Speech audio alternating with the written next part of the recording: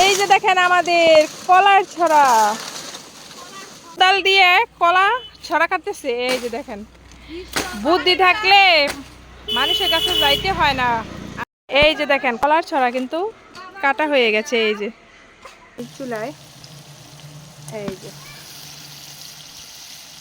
পা রাখলাম, আর এখান থেকে কিন্তু খুব সহজেই দেখেন লিচু ধরা যায়। এই যে আসসালামু আলাইকুম, আরও একটি নতুন ভিডিওতে সবাইকে স্বাগতম। আজকে সারাদিন কি কি কাজ করলাম আর কি কি রান্না বান্না করলাম আর কি মজা করলাম সবই থাকবে এই ভিডিওতে, দেখতে থাকুন পুরো ভিডিও।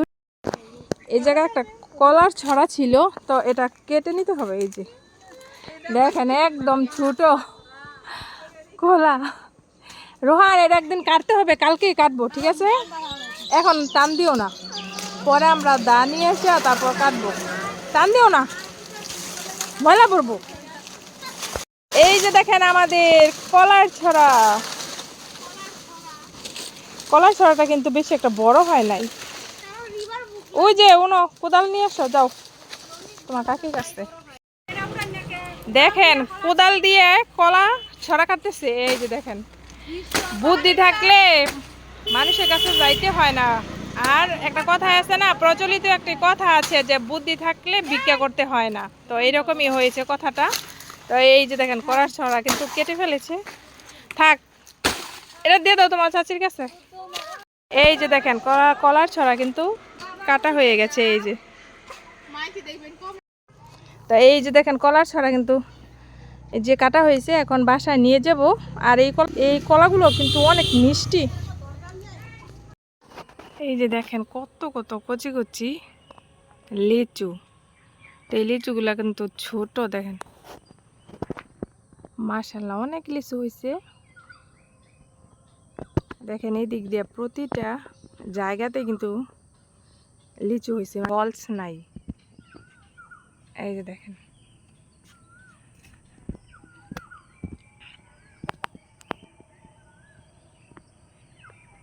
কচি কচি লিচু।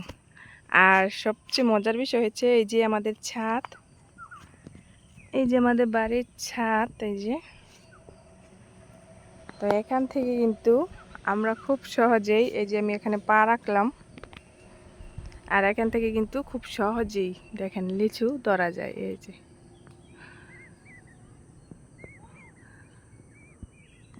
এই যে দেখছেন,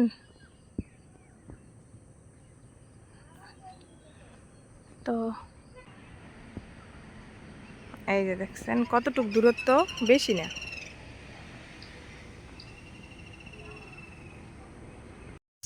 আজকে রান্না করব গরুর মাংস ভুনা। তো এখানে আমি এই যে গরুর মাংস কেটে নিয়েছি, এখন আমি রান্নাটা বসিয়ে দিব।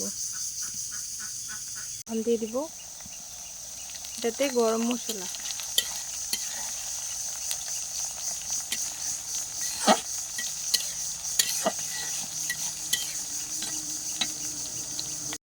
আর এই যে এখানে আমি আদা রসুন বাটাও দিয়ে দিয়েছি। তো কিছুক্ষণ নেড়ে নিব, তারপর দিয়ে দিব মরিচ হলুদের গুঁড়া।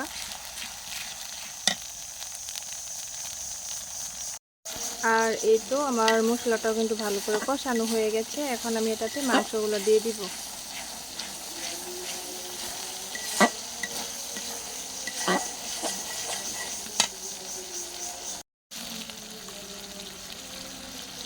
তো এই যে মাংসগুলো দিয়ে দিব।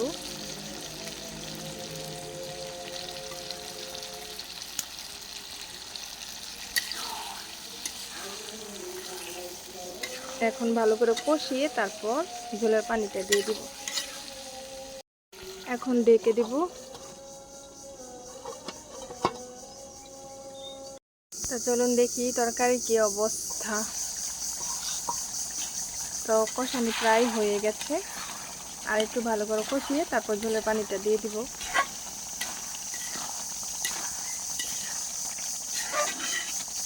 আর এই যে দেখেন মাংস কিন্তু কষানো হয়ে গেছে, কালারটা কত সুন্দর হয়েছে দেখেন। তো এখন এটাতে ঝোলের পানি দিয়ে দিব। আর এই যে দেখেন আমার মাংসের তরকারিটা কিন্তু হয়ে গেছে। এখন আমি এই যে বাটিতে বেড়ে নিয়েছি। তো দেখেন কালারটা কত সুন্দর আসছে। তো আজকে এই পর্যন্তই। ভিডিওটি যদি আপনাদের কোনো অংশ একটু ভালো লেগে থাকে তাহলে একটি লাইক কমেন্ট শেয়ার করে যাবেন। সাবস্ক্রাইব করে আমার চ্যানেলের পাশেই থাকবেন। সকলে ভালো থাকবেন, সুস্থ থাকবেন। আল্লাহ হাফেজ। আসসালামু আলাইকুম।